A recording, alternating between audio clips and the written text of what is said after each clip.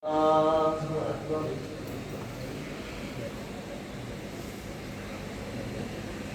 سمع الله لمن حمده.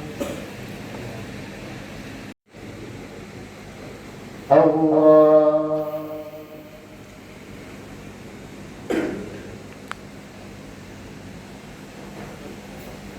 الله أكبر.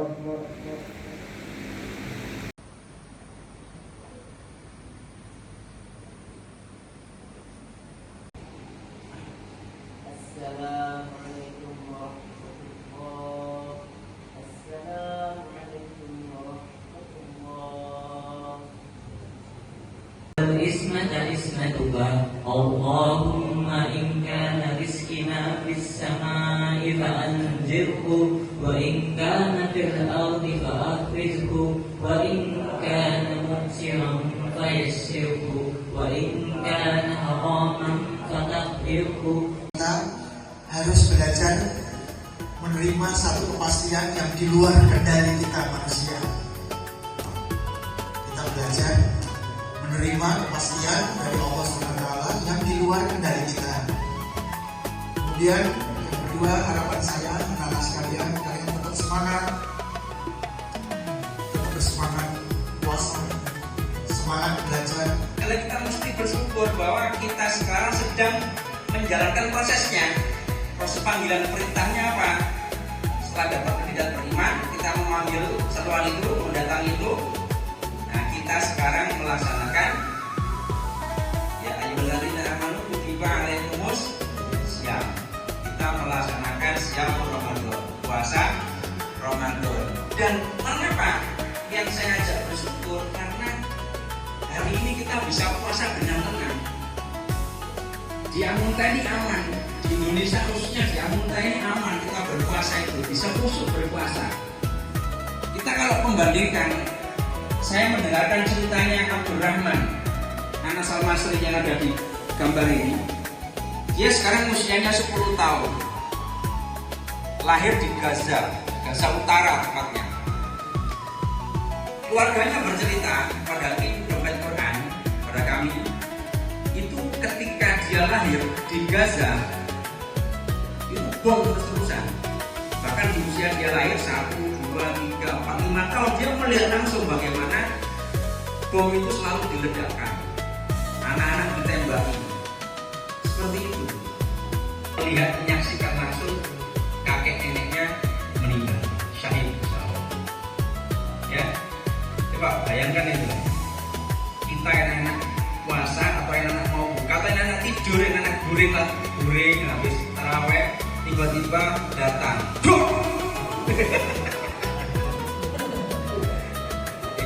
bomnya masih kecil bomnya ya, ini nuklir roket hancur rumahnya, meninggallah kakek dan neneknya, tinggal dia sama bapak dan ibunya. Kembangnya pulang datang, apa yang terjadi? Itu tak jadi buah itu, kayaknya jadi kembang dari buah malah rusak. Pulang tahu-tahunya bisa habis kalau kena buah. Dan kalau kita pegang gatal, ya.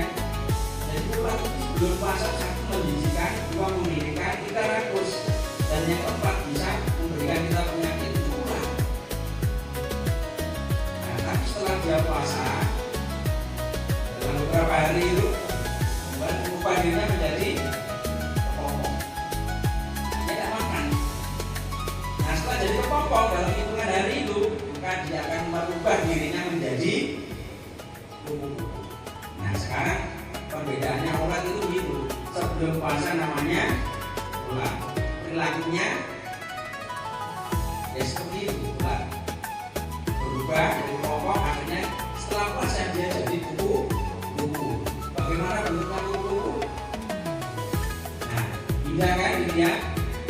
Orang suka melihat kupu-kupu, bahkan orang ingin memelihara kupu-kupu, yang bikin taman, dikembang menjadi kupu-kupu. Nah, jadi enak dilihat. Kemudian yang keduanya dimakan sudah beda. Nektar yang dimakan. Yang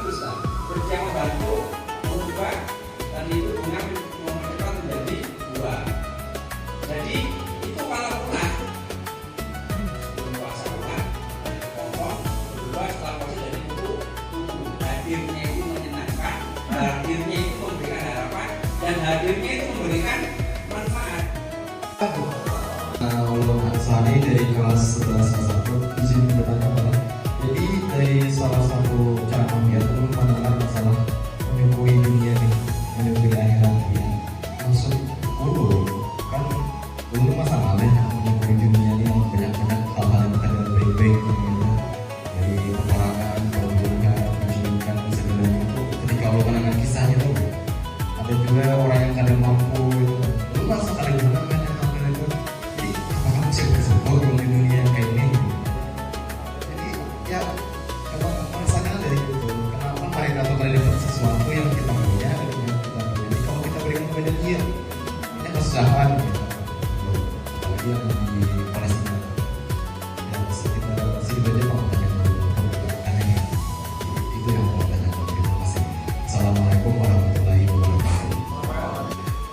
Mengapa kita harus rajin bersyukur kepada Allah tentang apapun itu?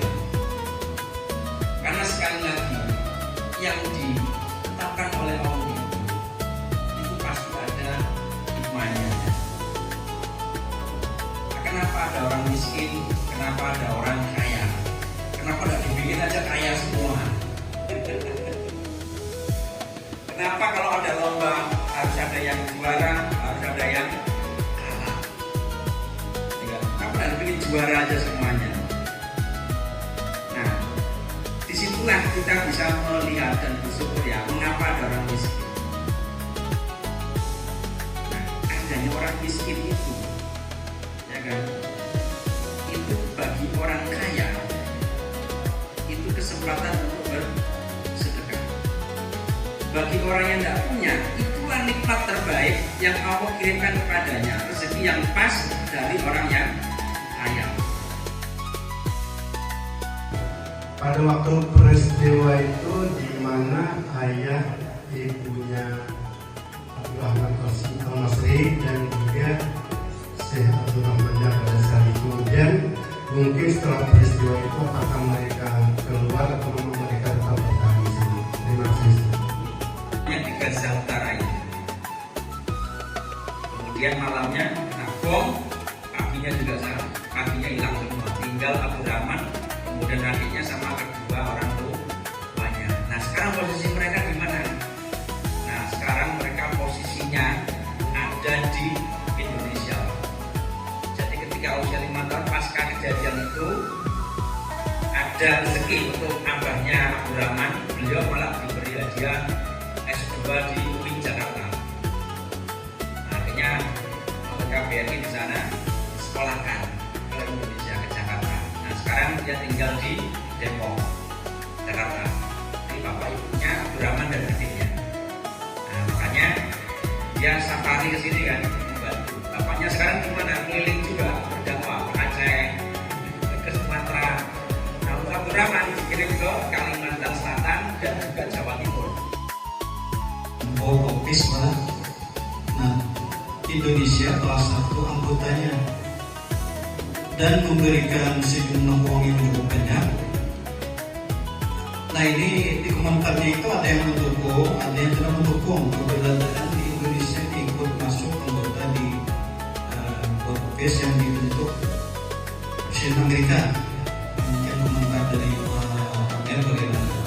Dan yang kedua yang kami tanyakan juga tentang karena beliau ini termasuk Quran, jadi mohon motivasinya untuk para siswa kami ini bagaimana walaupun super umum tapi mereka bersemangat mencintai Al-Quran Pak. Quran kami ini banyak banget tapi jarang dipakai. Nah itu Pak. Dan juga di kelas waktu ada saudari yang malas membaca Quran. Ada Quran yang luar biasa lagi tadi teman-teman. Kami bergabung dengan negara yang dipimpin oleh salah satu presidennya itu, dan negara itu juga sebagai supplier utama dari keberlangsungan Israel. Nah semua bertanya-tanya, apalagi netizen. Kalau baca di komen ada yang pas, ada yang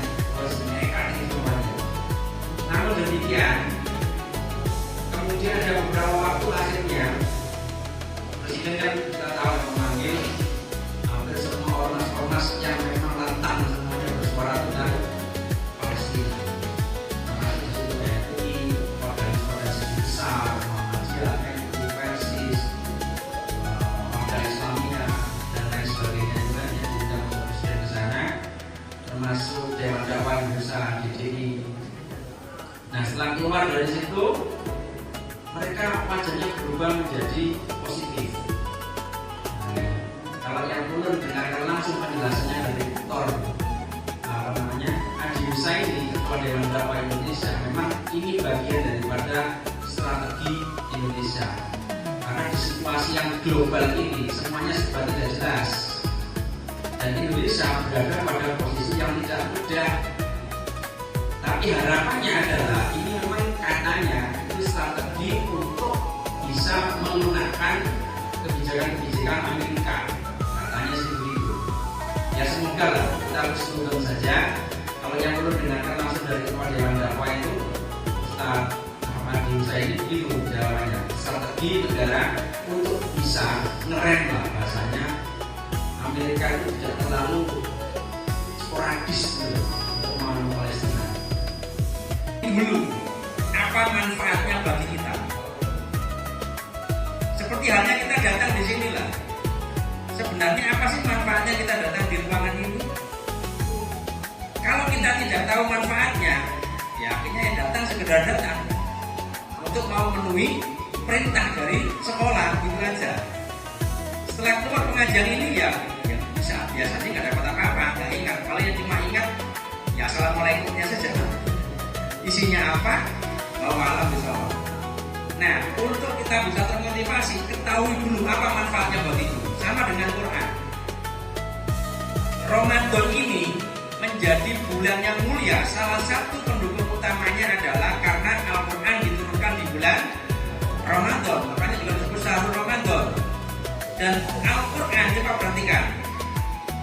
Ada tulisannya itu Al-Quranul Karim. Karim itu artinya mulia dan memuliakan. Siapapun yang dekat dengan Al-Quran, hidupnya pasti mulia. Bukan manusia saja, benda pun kalau didekatkan dengan Al-Quran itu jadi mulia.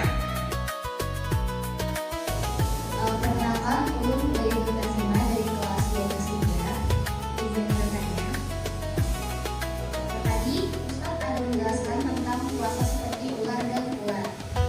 Jika puasa seperti ular itu berubah bentuk luar, dimana dia melepas kulit. Tapi jika dilakukan dengan ikhlas karena seseorang menganggap itu sebuah kebiasaan, dan ada seseorang yang puasa seperti ular dengan perubahan total, tetapi seseorang itu melakukannya untuk mendapatkan ujian dan ganjaran duniawi. Kira-kira puasa manakah yang lebih diterima atau terlihat dengan Allah? Diterima oleh Allah yang untuk masuk derajat tetap pun ya tentunya jadi begini ya. Segala sesuatu itu tergantung niat. Ya, niat kita apa melakukan itu? Yang jelas sebagai hamba yang beriman, perintahnya itu kan wa ma khalaqul jinna wal insa illa liya'budun. Ciptakan jin dan manusia itu hanya untuk beribadah. Jadi segala sesuatu yang kita kerjakan termasuk hari ini niatkan untuk ibadah. Kita jadi guru, niatkan untuk ibadah. Kalau niatnya beda, ya Allah pasti kasih yang beda. Kan Allah itu Ar-Rahman, Maha Pemberi. Ar-Rahim, Maha Penyayang. Tidak semua orang itu dapat Rahim, tapi semua orang dapat Rahman. Ya, diberi apa yang kita niatkan itu diberi. Kalau niatnya memang ingin dipuji ya sudah, kamu terlihat puasa rajin, ke masjid juga rajin, pakai baju gamis, pakai jubah yang menarik, pokoknya azan on time ke masjid. Tujuannya apa? Niatnya ingin dilihat oleh tetangga, dicap sebagai anak yang soleh dan soleha. Sudah langsung dikabulkan. Tapi kira-kira dicatat sebagai ibadah enggak? Enggak, karena niatnya beribadah untuk dipuji. Tapi kalau kita nawaitunya untuk Allah lillahi ta'ala, insya Allah ya dicatat sebagai amal ibadah. Masalah gelar itu bonus, ya itu bonus saja. Yang yang secara alamiah akan didapatkan oleh siapapun yang melakukan itu, dan itulah yang disebut dengan reputasi. Karena